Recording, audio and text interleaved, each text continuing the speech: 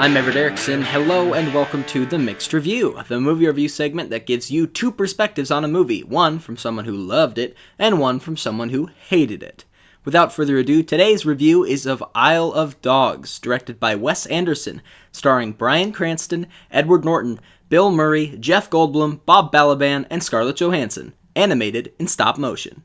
An outbreak of dog flu that set in on the Japanese city of Megasaki led to Mayor Kobayashi to order all dogs be transported to Trash Island for the citizens' safety. The mayor's ward, Atari, travels to the island to save his dog Spots, and gets help from a pack of alphas, Rex, King, Duke, Boss, and the reluctant Chief. Will you help him? The little pilot. Why should I? Because he's a 12-year-old boy. Dogs love those. We'll find him. Wherever he is, if he's alive, we'll find your dog. Now it's time for the good review.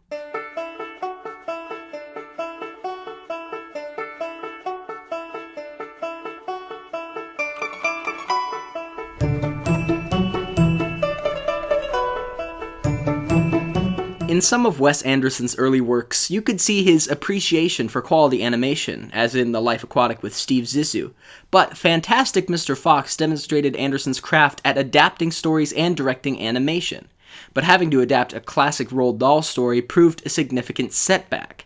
Here, Anderson has nothing holding him back, and it shows in the absolute beauty and creativity of the animation and the miraculous attention to detail throughout the movie. Topping this off, each character is voiced by a superb actor with a firm grasp on who they are portraying, be it a dog or a human. Another thing I really appreciate is the decision to use translation subtitles sparingly when Japanese-speaking characters are on the screen. What always ends up happening in movies that use these subtitles is that the focus shifts from the action to reading the words at the bottom of the screen, and something is always missed by the audience. Anderson can't afford to do this, and the film comes out the other end better for it. The story goes beyond the children's fare of his earlier animated work, and contains adult situations and themes throughout that enhance the character development and realism of the story. The actions of the characters have clear consequences, which lead to both touching and hilarious moments throughout. By having the setting be the Japanese archipelago, Anderson has the perfect opportunity to make homage to some of the great Japanese directors, and he uses this opportunity to amazing effect. My favorite moment in the film just might be the dogs explaining where they lived before they were sent to the island, shot in the style of Yasuhiro Ozu's Tokyo Story. Isle of Dogs is definitely Wes Anderson's new best animated movie, and it's a lock for best animated feature at next year's Oscars. I'm calling it. I give it 5 out of 5 stars.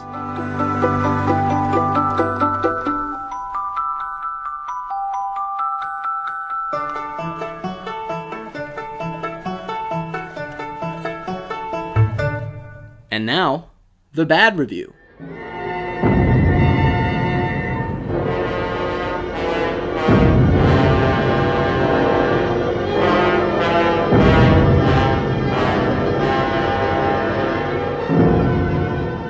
Wes Anderson always does this in his films. He thinks he's standing right on the line separating what is believable from what isn't, but really he's standing way over to the isn't side. It's really hard to take what this movie presents seriously or understand the rules of the world when the premise is this weird. I find myself constantly taken out of the movie because of this, and as if the story wasn't enough on its own, Anderson has to make sure that the framing and camera work is just as weird and crazy. Directors have the entire frame to work with, and when Anderson puts a character in the lower third of the frame, it just comes off as a waste of space. Why am I looking at this tiny little girl at the bottom of the screen when the rest of the frame is nearly empty? Couldn't you put her in the center? And speaking of the girl, that is no doubt the character that Anderson seems to have the most trouble doing anything with. Scenes with her in it are always poorly composited. She's given a love interest that makes no sense in the context of the larger narrative or in the rules of the world, and because she's the American exchange student, she's the one that has to solve the whole conspiracy and be the voice of opposition. I thought we learned our lesson. This is something they did when they tried to make the 1954 Godzilla appealing to American audiences. Giant fighting monsters is appealing enough. We don't need to ham-fist an American dude in there. While I'm at it, Anderson's story structure is just as ham-fisted, and the entire prologue at the beginning of the film is an allegory for the rest of the plot that is as thinly veiled as saran wrap. In the end, Isle of Dogs proves that Wes Anderson can only make one type of movie, and it becomes another one for the pile. I give it 0 stars.